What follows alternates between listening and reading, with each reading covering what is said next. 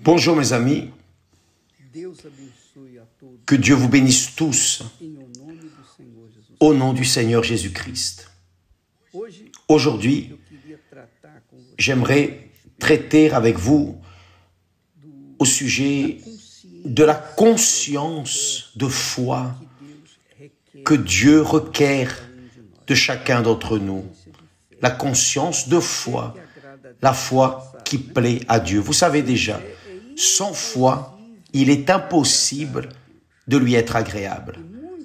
Et beaucoup de personnes, malheureusement, pensent que la foi est un signe seulement de miracles, de délivrance, miracles de prospérité, miracles de vie abondante. Enfin, d'autres personnes ignorent que la foi, malheureusement, la foi va bien au-delà de ce que nous connaissons en relation à la foi. La foi est bien plus qu'arriver et faire une prière, bien plus que lire la Bible. Elle va infiniment au-delà, plus loin que ce que vous pouvez imaginer. La foi surnaturelle, c'est la communication constante, notre communication constante avec Dieu, communication permanente, communication quotidienne, à chaque moment, chaque instant. Même si vous n'êtes pas à l'église, même si vous n'êtes pas entouré de personnes de la foi, mais votre communion avec Dieu, jamais, à aucun moment ne peut être interrompue. Et comment voyons-nous, comment est-ce que dans la pratique du quotidien, pouvons-nous évaluer notre propre foi? Avec la crainte. Moïse a dit au peuple d'Israël, « Ne vous effrayez pas, car c'est pour vous mettre à l'épreuve que Dieu est venu, et c'est pour que vous ayez sa crainte devant les yeux, afin que vous ne péchiez point. » Donc, quand la personne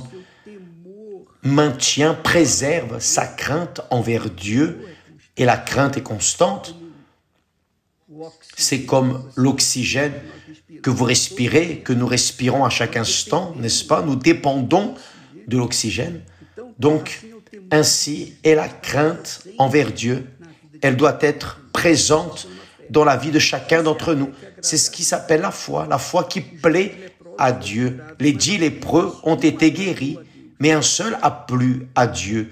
Il est revenu parce qu'il a reconnu que Jésus l'avait délivré, guéri de cette malédiction. Donc Dieu veut voir cette gratitude de votre part, de ma part, lorsque nous craignons Dieu, lorsque nous faisons révérence, lorsque nous respectons, considérons, lorsque nous le mettons au premier plan dans notre vie, alors nous craignons, nous sommes en train de craindre Dieu. Et cette crainte fait que nous ne nous enveloppions pas de péché, de tromperie, de mensonges, de vanité, avec ce qui déplaît à Dieu. Lorsque nous craignons Dieu, nous fuyons du péché. C'est comme dit le texte de Job. Job était un homme intègre et droit. Il craignait Dieu avant même de le connaître. Avant même de connaître Dieu, Job craignait déjà Dieu. Donc, voyez bien le caractère de Job. Un homme intègre et droit. Il craignait Dieu et se détournait du mal. Il se détournait du péché. C'est pour cela qu'il est devenu l'homme le plus riche d'Orient, le plus puissant d'Orient. Parce que Dieu était avec lui-même en n'ayant aucune expérience avec Dieu. Mais juste à cause de la crainte qu'il avait envers Dieu dans sa vie quotidienne, de se détourner de ce qui était erroné, incorrect, se détourner des amis qui corrompent notre foi, Job, à cause de cette crainte, Dieu le bénissait. Et Dieu cherche des personnes ainsi. Ce sont ces personnes que Dieu choisit pour qu'elles le servent, non seulement ici dans ce monde, mais pour toute l'éternité, là au ciel. Donc, mes amis, quand vous péchez, vous montrez que vous ne craignez pas Dieu. Lorsque vous ne péchez pas, vous montrez que vous craignez Dieu. Et c'est ça, la foi constante qui plaît à l'Éternel. Donc, parfois la personne reste tellement frustrée avec sa foi parce qu'elle va à l'église, elle est une personne qui ne fait de mal à personne, bref, une personne très correcte. Mais elle ne conquiert pas ce que d'autres conquièrent. Et les autres conquièrent, mais vous ne savez pas comment ils conquièrent. Vous ne savez pas de quelle manière ils conquièrent. Parfois, ils conquièrent par la foi, mais il y a ceux qui conquièrent sans foi, ou plutôt dans la foi de l'injustice, la corruption, le mensonge, la tromperie, etc. Mais la personne qui vit une vie pure, une vie correcte, et qui ne voit pas les fruits de sa vie,